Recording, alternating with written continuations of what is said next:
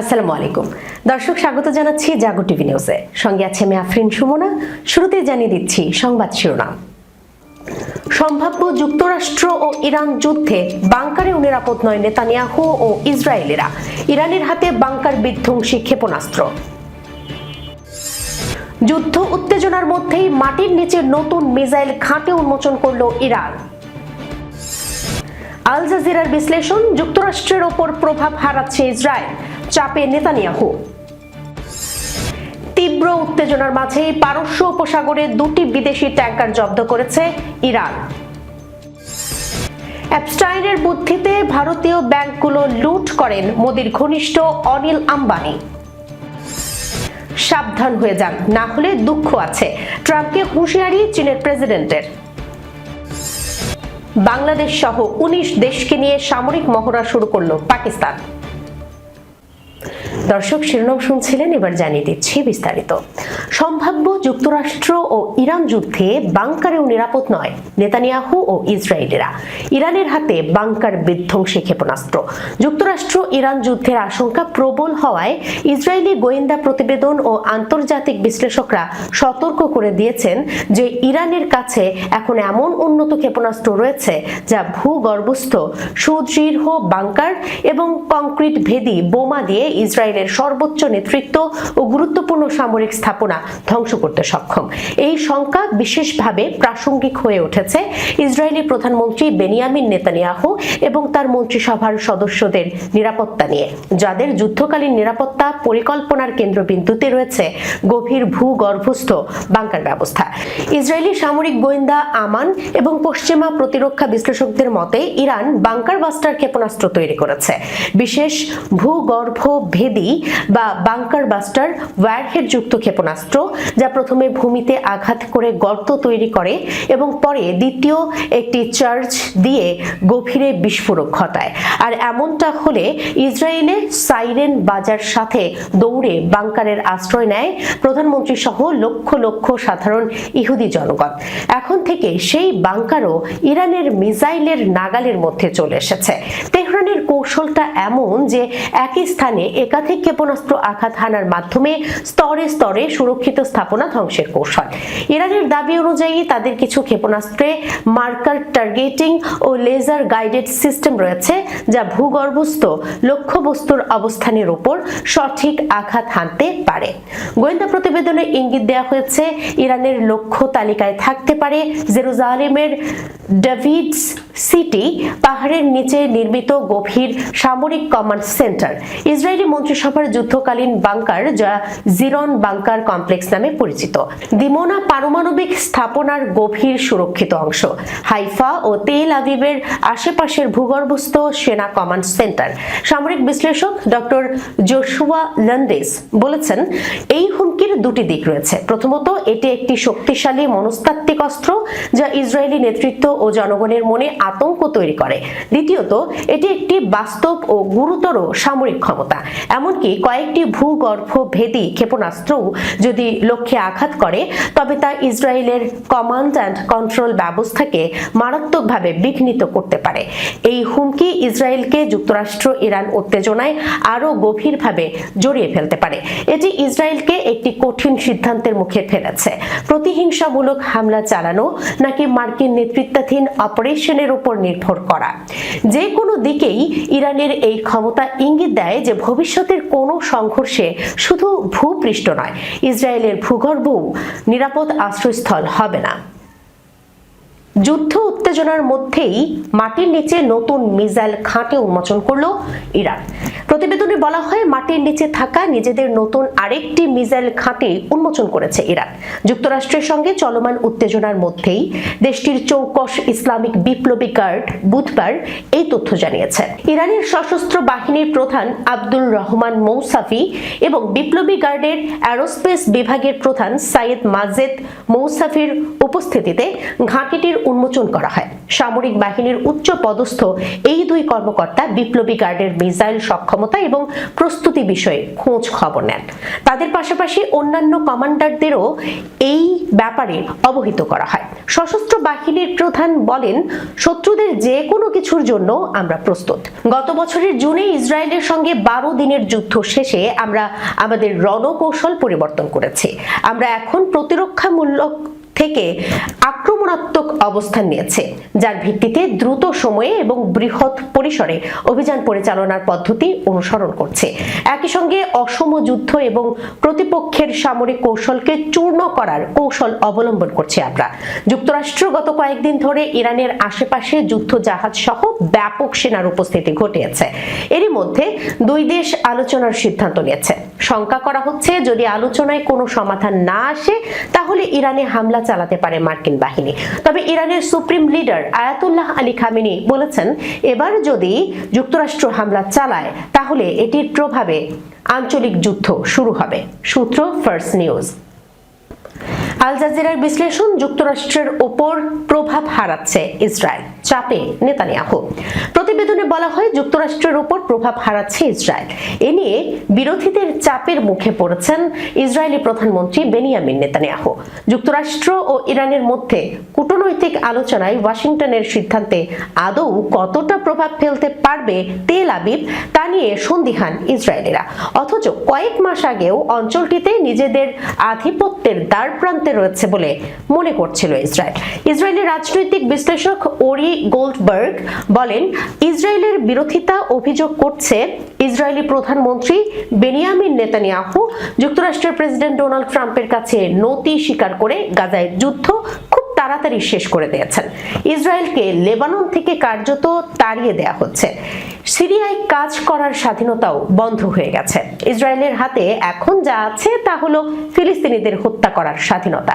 আর কাতার, তুরস্ক ও মিশর এখন ইসরায়েলের আপত্তি সত্ত্বেও গাজার বিষয়ে যুক্ত হয়, সেটুকুও বেশি দিন আর থাকবে না। ইরানের সম্ভাব্য হামলা নিয়ে নেতানিয়াহু সহ ইসরায়েলের শীর্ষ ব্যক্তিরা সরাসরি ট্রাম্প প্রশাসনের সঙ্গে যোগাযোগ রাখছেন। তবে বিশ্লেষকরা মনে করছেন, ইসরায়েলের আঞ্চলিক ঘটনা প্রবাহকে নিজেদের মতো করে গড়ে নেয়ার ক্ষমতা যে কমে গেছে তা ক্রমে স্পষ্ট হচ্ছে। গাজায় 2 বছর ধরে চলা গণহত্যায় ইসরায়েলের হাতে 71,800-রও বেশি ফিলিস্তিনি নিহত হওয়ার পর যুক্তরাষ্ট্র এখন নেতৃত্বে চলে এসেছে বলেই মনে হচ্ছে। গাজার প্রশাসন তদারকির বোর্ডে তুরস্ক ও কাতারকে অন্তর্ভুক্ত করার বিষয়ে ইসরায়েলের আপত্তিও অগ্রাহ্য করেছে ওয়াশিংটন। সিরিয়ায় নতুন প্রেসিডেন্ট আহমেদ আল শারার সরকারকে দুর্বল করার ইসরায়েলি আকাঙ্ক্ষাও ট্রাম্পের হোয়াইট হাউসের কারণে বাধার মুখে পড়েছে। বরং যুক্তরাষ্ট্র সক্রিয়ভাবে নেতানিয়াহু সরকারকে দামেস্কের সঙ্গে সমঝোতায় পৌঁছাতে চাপ দিচ্ছে। লেবাননেও ইসরায়েলের পদক্ষেপ নির্ধারণে যুক্তরাষ্ট্রের ভূমিকা নির্ণায়ক। হিজবুল্লাহ ও ইসরায়েলের মধ্যে সম্ভাব্য সংঘাত ওয়াশিংটনের সবুজ সংকেতের উপর নির্ভরশীল বলেই জানা যাচ্ছে। ইরান বিষয়ে যুক্তরাষ্ট্রের সিদ্ধান্তে ইসরায়েল কতটা প্রভাব ফেলতে পারবে তা অনেকের কাছেই অনিশ্চিত। এমনকি এমন সম্ভাবনাও উড়িয়ে দেওয়া যাচ্ছে না যে ইসরায়েলের উদ্বেগ উপেক্ষা করেই ওয়াশিংটন আলোচনায় বসতে পারে। জ্বালানি পাচারের অভিযোগে উপসাগরীয় জলসীমায় বিদেশি নাবিকসহ 2টি তেলবাহী ট্যাঙ্কার জব্দ করেছে ইরানের ইসলামিক বিপ্লবী গার্ড বাহিনী। বৃহস্পতিবার বিদেশি ওই 2 ট্যাঙ্কার জব্দ করা হয়েছে বলে ইরানের রাষ্ট্রায়ত্ত বার্তা সংস্থা তাসনিম নিউজ এজেন্সির প্রতিবেদনে জানানো হয়েছে। এতে বলা হয়েছে, বৃহস্পতিবার সকালের দিকে ইরানের সামরিক বাহিনী উপকূলীয় জলসীমায় জ্বালানি তেলবাহী 2টি ট্যাঙ্কার জব্দ করেছে। ওই 2 ট্যাঙ্কারে করে জ্বালানি পাচার করা হচ্ছিল বলে ইরানের সামরিক বাহিনী জানিয়েছে। তবে ট্যাঙ্কার দুটি কোন দেশের পতাকা বহন করছিল কিংবা নাবিকরা কোন দেশের সেই বিষয়ে তাৎক্ষণিকভাবে তথ্য পাওয়া যায়নি। ইরানের সরকার বিরোধী বিক্ষোভ দমন ঘিরে এই অঞ্চলে যখন যুক্তরাষ্ট্রের সঙ্গে ব্যাপক উত্তেজনা চলছে, সেই সময় বিদেশি ট্যাঙ্কার জব্দের এই ঘটনা ঘটল। গত ডিসেম্বরের শেষের দিকে ইরানের দ্রব্যমূল্য বৃদ্ধির প্রতিবাদে শুরু হওয়া ব্যাপক বিক্ষোভ পরে সরকার বিরোধী আন্দোলনের রূপ নেয়। এই আন্দোলন দমনে ইরানের শাসক গোষ্ঠী ব্যাপক বল প্রয়োগ করে। এতে বিক্ষোভে 5,000-এর বেশি মানুষের প্রাণহানি ঘটেছে বলে আন্তর্জাতিক বিভিন্ন মানবাধিকার সংস্থা দাবি করেছে। তেহরানের প্রাণঘাতী সরকার বিরোধী বিক্ষোভ দমন এবং যুক্তরাষ্ট্রের প্রেসিডেন্ট ডোনাল্ড ট্রাম্প ইরানকে পারমাণবিক চুক্তি মেনে নেয়ার সতর্ক বার্তা দেওয়ার পর ওয়াশিংটন ওই অঞ্চলে একটি নৌবহর পাঠিয়ে দিয়েছে। ইরানের রাষ্ট্রায়ত্ত সংবাদ মাধ্যমের খবরে বলা হয়েছে, বৃহস্পতিবার ইরানের বিপ্লবী গার্ড বাহিনী উপসাগরে 10 লাখ লিটারের বেশি পাচার করা জ্বালানি বহনকারী 2টি ট্যাঙ্কার জব্দ করেছে। ট্যাঙ্কার দুটির 15 বিদেশি নাবিককে ইরানি বিচারিক কর্তৃপক্ষের কাছে হস্তান্তর করা হয়েছে বলে জানিয়েছে আইআরজিসি সূত্র, এএফপি, রয়টার্স। প্রয়াত মার্কিন ধনকুবের এবং সাজাপ্রাপ্ত কুখ্যাত যৌন অপরাধী জেফ্রি এপস্টাইনের ব্যক্তিগত ডিভাইস থেকে উদ্ধার হওয়া নথি ঘিরে তোলপাড় শুরু হয়েছে ভারতীয় রাজনীতি ও ব্যবসায়িক মহলে। ফাঁস হওয়া এপস্টাইন লাইব্রেরির চাঞ্চল্যকর তথ্যে দাবি করা হয়েছে, সংকটে পড়া নরেন্দ্র মোদীর ঘনিষ্ঠ শিল্পপতি অনিল আম্বানিকে কেবল ব্যবসায়িক পরামর্শই দেননি এপস্টাইন, বরং ভারতীয় ব্যাংকগুলো থেকে বিপুল অর্থ হাতিয়ে নেওয়ার নেপথ্যেও ছিল এই কুখ্যাত অপরাধীর দেয়া বুদ্ধি। ফাঁস হওয়া নথি অনুযায়ী 2017 থেকে 2019 সালের মধ্যে অনিল আম্বানি ও জেফ্রি এপস্টাইনের মধ্যে নিয়মিত যোগাযোগ ছিল। অভিযোগ উঠেছে, ডোনাল্ড ট্রাম্পের হোয়াইট হাউসে প্রধানমন্ত্রী নরেন্দ্র মোদীর জন্য একটি ব্যাক চ্যানেল বা গোপন পথ তৈরি করতে আম্বানিকে মাধ্যম হিসেবে ব্যবহার করা হচ্ছিল। 2019 সালে 23 মে, যেদিন ভারতীয় লোকসভা নির্বাচনের ফলাফল ঘোষণা হচ্ছিল, সেই দিন নিউ ইয়র্কে এপস্টাইনের ম্যানহাটনে বাড়িতে অনিল আম্বানি দেখা করেন বলে নথিতে উল্লেখ রয়েছে। ওই দিন এপস্টাইন ট্রাম্পের সাবেক কৌশলবিদ স্টিভ ব্যাননকে মেসেজ পাঠিয়েছিলেন, মোদি তার একজনকে আমার কাছে পাঠাচ্ছেন। এই বার্তাটি অনিল আম্বানিকে মোদির অলিখিত দূত হিসেবে উপস্থাপনের ইঙ্গিত দেয় বলে মনে করছেন বিশেষজ্ঞরা। 2019 সালে অনিল আম্বানির সংস্থা রিলায়েন্স কমিউনিকেশনস দেউলিয়া হওয়ার পথে ছিল।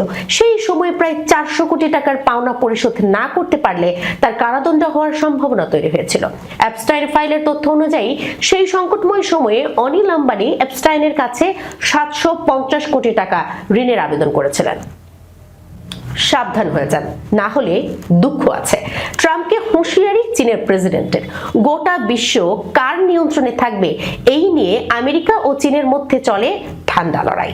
যদিও চীনের প্রেসিডেন্ট শি জিনপিং বা মার্কিন প্রেসিডেন্ট ডোনাল্ড ট্রাম্প এই কথা মুখে প্রকাশ করেন না, তবে এবার ট্রাম্পকে হুঁশিয়ারি দিলেন শি জিনপিং। তাইওয়ানকে চীন আমেরিকার সম্পর্কের ক্ষেত্রে সবচেয়ে গুরুত্বপূর্ণ ইস্যু বলে উল্লেখ করেছেন চীনের প্রেসিডেন্ট শি জিনপিং।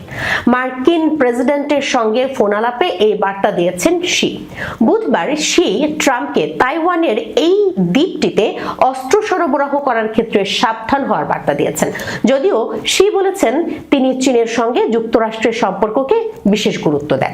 একই সঙ্গে তিনি বলেছেন, বেইজিং ওয়াশিংটনের মধ্যে থাকা মতপার্থক্য সমাধানের পথ খুঁজে পাওয়া যাবে। অন্যদিকে ট্রাম্পও চীনের প্রেসিডেন্টের সঙ্গে এই কথোপকথনকে অসাধারণ বলে উল্লেখ করেছে। মার্কিন প্রেসিডেন্ট বলেছেন তাদের মধ্যে দীর্ঘ ও বিস্তৃত আলোচনা হয়েছে। সূত্রের খবর, আগামী এপ্রিলে ট্রাম্পের চীন সফর করার কথা রয়েছে। এই প্রসঙ্গে ট্রাম্প জানান তিনি ওই সফর নিয়ে আগ্রহী। তিনি আরো বলেন যে বেইজিং 20 মিলিয়ন টন মার্কিন সয়াবিন কেনার কথা বিবেচনা করছে, যা বর্তমান 1 কোটি 20 লক্ষ টন থেকে বেশি। ট্রাম্প তার সোশ্যাল মিডিয়া অ্যাকাউন্ট ট্রুথ সোশ্যালে লিখেছেন, চীনের সাথে সম্পর্ক এবং রাষ্ট্রপতি শির সাথে আমার ব্যক্তিগত সম্পর্ক অত্যন্ত ভালো এবং আমরা উভয়েই বুঝতে পারি যে এটিকে এভাবেই ধরে রাখা কতটা গুরুত্বপূর্ণ। আমেরিকা ও চীনের পররাষ্ট্র মন্ত্রণালয়ের দেয়া তথ্য অনুযায়ী জানা গিয়েছে, নভেম্বরে দুই নেতার মধ্যে বাণিজ্য, ইউক্রেনে রাশিয়ার আক্রমণ, ফেন্টানাইল এবং তাইওয়ান সহ বিভিন্ন বিষয় নিয়ে শেষ কথা হয়েছিল। তাইওয়ান প্রসঙ্গ এবং সয়াবিন ছাড়াও বুধবারের ফোন আলাপে ট্রাম্প এবং শি ইউক্রেনে রাশিয়ার যুদ্ধ, ইরানের বর্তমান পরিস্থিতি এবং মার্কিন যুক্তরাষ্ট্র থেকে চীনের তেল ও গ্যাস ক্রয়ের বিষয়টিও আলোচনা করেছেন বলে সোশ্যাল মিডিয়ায় লিখেছেন মার্কিন প্রেসিডেন্ট। বাংলাদেশ সহ 19টি দেশের অংশগ্রহণে পাকিস্তানে শুরু হয়েছে নবম international Pakistan army team spirit competition pack ducks 2026 সামরিক মহড়া। বুধবার দেশটির উত্তর পশ্চিমাঞ্চলীয় খাইবার পাখতুনখোয়া প্রদেশে এই মহড়ার উদ্বোধনী অনুষ্ঠান অনুষ্ঠিত হয় বলে জানিয়েছে পাকিস্তানের সামরিক বাহিনী। সেনাদের শারীরিক সক্ষমতা, মানসিক দৃঢ়তা ও বাস্তব ভিত্তিক সামরিক দক্ষতা বাছাইয়ের লক্ষ্যেই এই আন্তর্জাতিক প্রতিযোগিতামূলক মহড়ার আয়োজন করা হয়েছে। সংবাদ মাধ্যম আরব নিউজ বলছে, পাকিস্তান সামরিক বাহিনীর গণমাধ্যম শাখা ইন্টার সার্ভিসেস পাবলিক রিলেশনস জানায়, খাইবার পাখতুনখোয়ার পাব্বি শহরের ন্যাশনাল কাউন্টার টেররিজম সেন্টারে উদ্বোধনী অনুষ্ঠান অনুষ্ঠিত হয়। এর মধ্য দিয়ে 60 ঘন্টা ব্যাপী টহল ভিত্তিক মহড়া শুরু হয়েছে। ISPR জানায়, এই মহড়ায় অংশ নিতে প্রয়োজন সর্বোচ্চ শারীরিক সক্ষমতা, মানসিক দৃঢ়তা ও সামরিক দক্ষতা, পাশাপাশি প্রায় বাস্তব যুদ্ধ পরিস্থিতির কাছাকাছি পরিবেশে চ্যালেঞ্জিং উপসামরিক অভিযানে দ্রুত সিদ্ধান্ত নেওয়ার সক্ষমতাও যাচাই করা হচ্ছে। ISPR এর তথ্য মতে, সৌদি আরব, বাহরাইন, বাংলাদেশ, বেলারুশ, মিশর, ইরাক, জর্ডান, মালয়েশিয়া, মালদ্বীপ, মরক্কো, নেপাল, কাতার, শ্রীলঙ্কা, তুরস্ক, যুক্তরাষ্ট্র ও উজবেকিস্তান সহ 19টি বন্ধুত্বপূর্ণ দেশের মোট 24টি আন্তর্জাতিক দল এই মহড়ায় অংশ নিচ্ছে। এছাড়া ইন্দোনেশিয়া, মিয়ানমার ও থাইল্যান্ড এই আন্তর্জাতিক সামরিক মহড়ায় পর্যবেক্ষক রাষ্ট্র হিসেবে অংশগ্রহণ করছে বলেও জানিয়েছে ISPR। পাকিস্তান ISPR আরও জানায়, পাকিস্তান আর্মি টিম স্পিরিট একটি নির্দিষ্ট লক্ষ্যভিত্তিক ও কাজ কেন্দ্রিক পেশাদার সামরিক মহড়া, যা প্রতি বছর পাকিস্তানে আয়োজন করা হয়। এই আয়োজনে পাকিস্তান সেনাবাহিনী ও নৌবাহিনীর 16টি স্থানীয় দল অংশ নিচ্ছে। পাশাপাশি পাকিস্তান বিমান বাহিনীর প্রতিনিধিরা পর্যবেক্ষক হিসেবে উপস্থিত রয়েছেন। মূলত পাকিস্তানে প্রতি বছর এই মহড়া অনুষ্ঠিত হয়। এর আগে সর্বশেষ 8ম আসর অনুষ্ঠিত হয়েছিল 2025 সালের এপ্রিল মাসে। দর্শক, এই ছিল এখনকার মতো জাগো টিভি নিউজে। যাবার আগে সংবাদ শিরোনামগুলো জানাচ্ছি আরো একবার। সম্ভাব্য যুক্তরাষ্ট্র ও ইরান যুদ্ধে বাংকারেও নিরাপদ নয় নেতানিয়াহু ও ইসরায়েলিরা, ইরানের হাতে বাংকার বিধ্বংসী ক্ষেপণাস্ত্র। যুদ্ধ উত্তেজনার মধ্যেই মাটির নিচে নতুন মিসাইল ঘাঁটি উন্মোচন করল ইরান। আল জাজিরার বিশ্লেষণ, যুক্তরাষ্ট্রের ওপর প্রভাব হারাচ্ছে ইসরায়েল, চাপে নেতানিয়াহু। তীব্র উত্তেজনার মাঝেই পারস্য উপসাগরে 2টি বিদেশি ট্যাঙ্কার জব্দ করেছে ইরান। অ্যাপস্টাইনের বুদ্ধিতে ভারতীয় ব্যাংকগুলো লুট করেন মোদির ঘনিষ্ঠ অনিল আম্বানি। সাবধান হয়ে যান, না হলে দুঃখ আছে, ট্রাম্পকে হুঁশিয়ারি চীনের প্রেসিডেন্টের। বাংলাদেশ সহ 19 দেশকে নিয়ে সামরিক মহড়া শুরু করল পাকিস্তান। এখনকার মতো এই পর্যন্তই। এতক্ষণ পর্যন্ত যারা সঙ্গে ছিলেন সবাইকে ধন্যবাদ। আল্লাহ হাফেজ।